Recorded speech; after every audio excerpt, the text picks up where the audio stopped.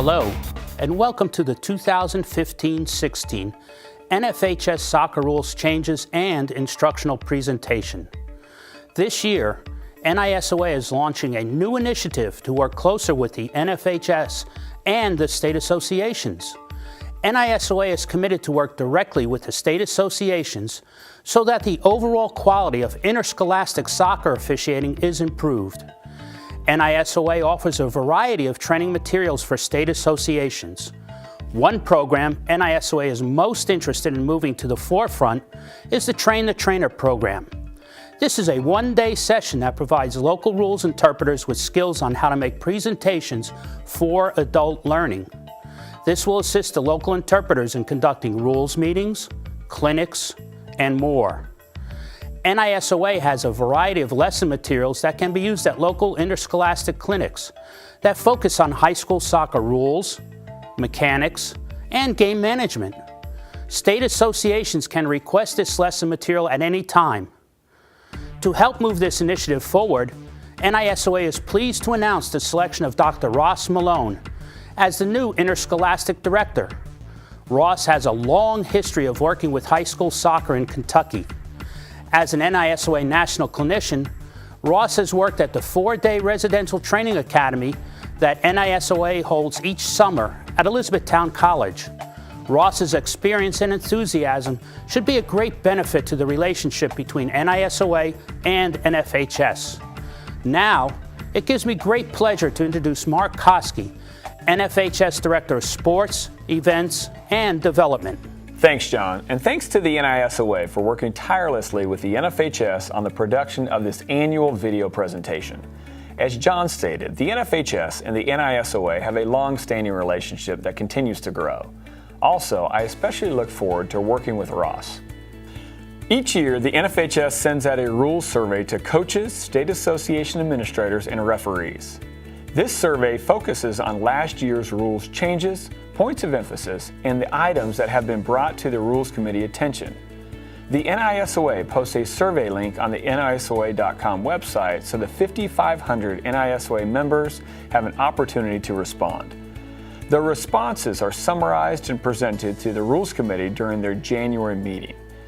The Rules Committee reviews each proposed change and makes recommendations for changes to the NFHS Rules Review Committee and its Board of Directors. This is how a new rule is implemented. The Rules Committee composition is diverse and represents all sections of the country.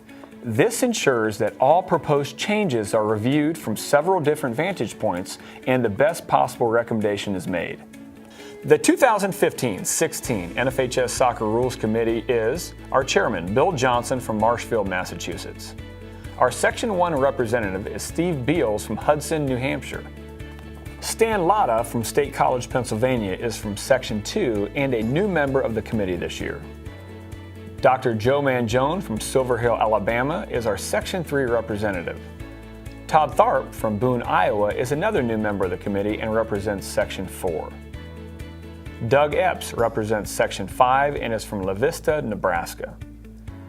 Our Section 6 representative is Mike Clark from Oklahoma City, Oklahoma.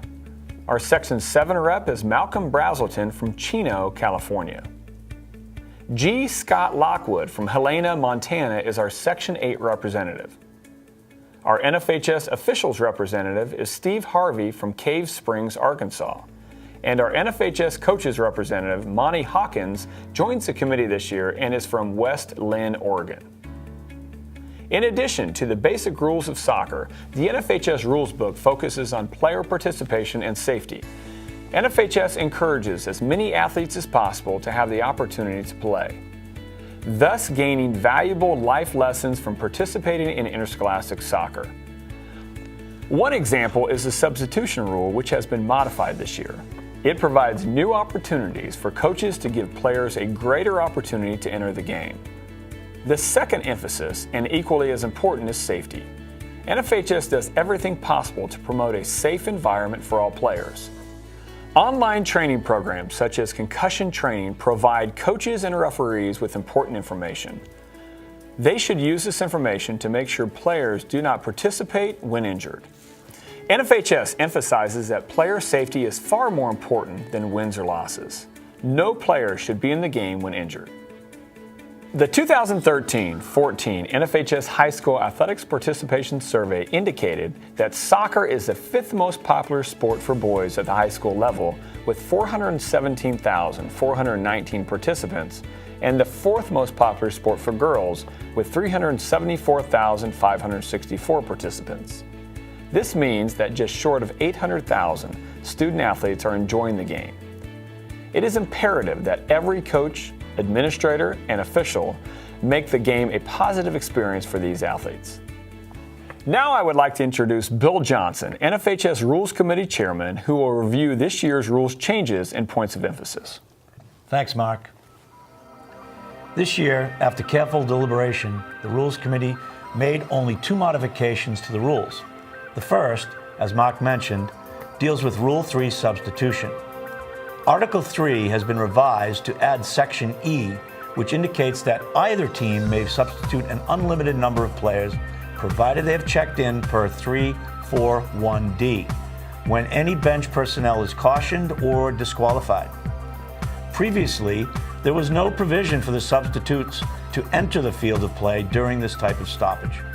Since the clock is stopped, this is now consistent with substitution procedures, game management principles, and commitment to student participation.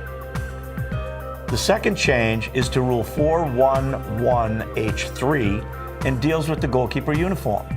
The first change is merely a word adjustment to make the rule clearer. The word either has been replaced with opposing, so that the first sentence now reads, "The jersey of the goalkeeper shall be distinctly different from that of any teammate or opponent, except the opposing goalkeeper." An additional sentence has been incorporated into the rule that reads, "The socks of the goalkeeper are not required to be the same color as his or her teammates, but shall differ in color from their opponents."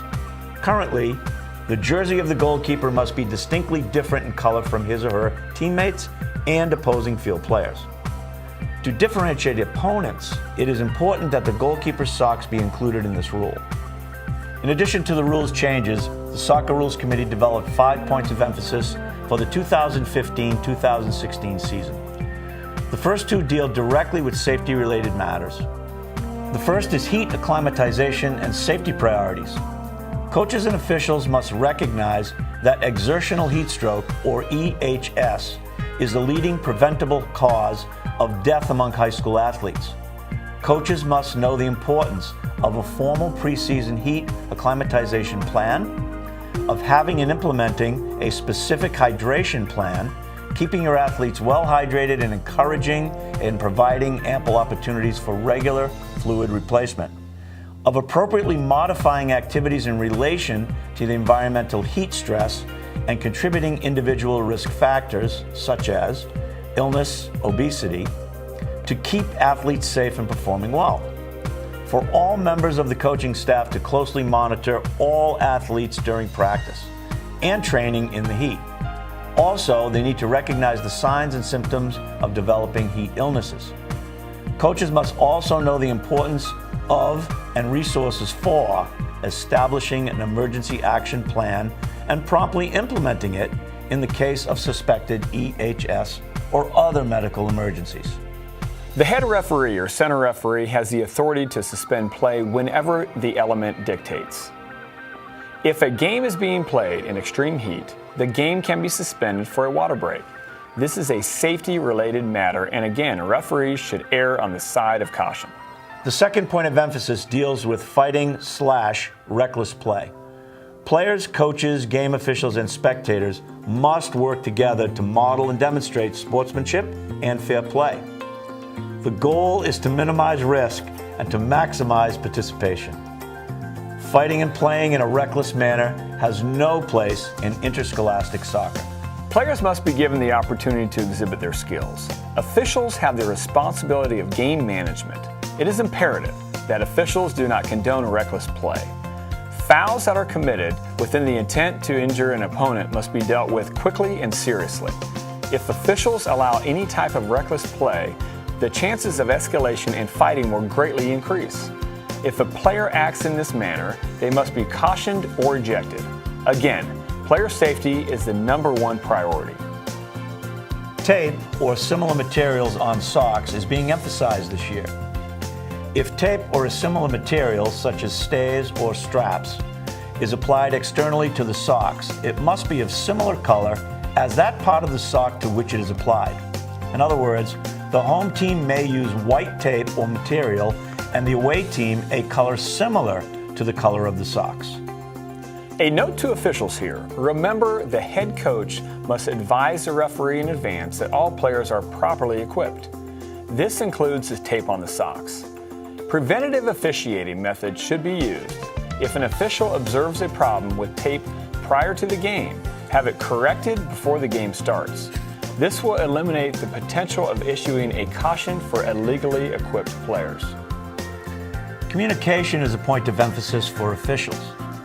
Game officials are encouraged to effectively communicate with one another as well as with players and coaches throughout the game. Officials must communicate in a professional manner. Emotions cannot be brought into play when talking to players, coaches, or administrators. The most successful interscholastic officials are the ones who communicate effectively with players and coaches during the game and use this tool as part of overall game management. The last point of emphasis deals with the goal kick. Players opposing the kicker shall remain outside the penalty area until the ball has cleared the penalty area. Thanks, Bill and Mark. The NFHS Soccer Rules Committee works throughout the year to make sure the rules are appropriate for the high school game. Also, when there are questions about a ruling, both Mark and Bill do an outstanding job in providing the proper interpretation in a very timely manner. As Bill stated, one of the points of emphasis is communication. The officials' communication should begin before the referee team enters the field. A pregame by the officials will help them work together as a team during the match. Also, an initial meeting with the coaching staff from both teams prior to the game beginning should be kept short and the conversation minimal. The coaches are busy preparing their teams and do not have time to chit-chat with officials and share war stories or make comments about the opponents. Another critical use of communication during the pregame is with the timekeeper. You're the timekeeper today. When I go like this, make sure to stop the clock, okay? The center or head referee must go over the duties and responsibilities with the timekeeper. This includes when to start the clock and when the clock is stopped, including after a goal is scored, when there is a caution or ejection, when a penalty kick is awarded, or any other time the referee signals a stoppage by crossing the hands overhead. If a referee fails to signal to stop the clock for a caution or ejection, the timekeeper should still do so. The next instruction is that the clock is restarted when the ball is properly put into play, not when the whistle sounds. Lastly, the timekeeper should be reminded that he/she must count down the last 10 seconds of each period to the nearest official or through a public address system. Once the timekeeper counts down to 0, the horn or other signal to end the game must be sounded. This is very important. If there is a shot on goal, the goal may be allowed or not allowed, depending on when time expires. Scorekeepers and the timekeeper should be reminded about how substitutes enter the game and, if necessary, when substitutes are permitted. This will prevent the horn sounding at an improper time and a team being denied the opportunity to put the ball back into play quickly. Communication during the game with players, coaches, and fellow officials greatly assists in game management. Many officials use the phrase that a quiet word to a player that is exhibiting improper behavior during the game goes a long way to prevent future problems. Every official has their own personality and has various methods of communication skills to assist with game management. It is important that no matter what method is used, it should be professional and in an appropriate manner. Proper and timely communication with coaches can also assist with game management. A quick word to a coach to resolve a potential conflict can prevent that coach from becoming a distractor to the game. This type of communication should not become a long debate. Debates and arguments never result in positive outcomes. Communication among officials is also critical. This could be eye contact, hand signals, or verbal exchanges. Teamwork is critical to success and the outcome of the game. Lastly, post-game communication by the officials should be limited to verifying and signing the scorebook, thanking the timekeeper and the scorekeeper for their assistance, and leaving the field as a team. Officials should not remain at the game site any longer than necessary. Also, this is when the lack of communication is the best policy. If spectators, news reporters, or others begin questioning the officiating team, each member should remain silent and depart professionally. Responses during this time will only result in misquotes and future problems for the officials. This concludes the 2015-16 NFHS Soccer Rules presentation. Thanks to Mark Koski and Bill Johnson for their hard work throughout the year and their commitment to high school soccer. Have a great year. Beginning this year, the NFHS will be posting education video clips on the NFHS Officiating Central Hub, nfhs.arbitersports.com. NFHS Officials Association members are able to view these clips as part of their membership. Access to NFHS Centralized Officiating Educational Content, NFHS Central Hub, is exclusively for high school officials and coaches. Features include searchable NFHS Rules Case Database, other NFHS publications, PDFs or 3D manuals, video and animation of NFHS rules and mechanics, Officials Forum, secured discussion area for officials regarding rules, mechanics, and other officiating topics, feature articles on officiating, archived past issues of Officials Quarterly, and integrated feature and sport-specific articles on the NFHS Central Hub. General NFHS Rules and Mechanics educational content. Members also have $1 million in insurance coverage that includes coverage for all levels of officiating, youth, recreational, adult, and collegiate, in sports recognized by the State High School Association. Excess general liability, excess accident, medical, and dental, accidental death and dismemberment. If you're not a member of the NFHS Officials Association, it's easy to join at nfhs.org.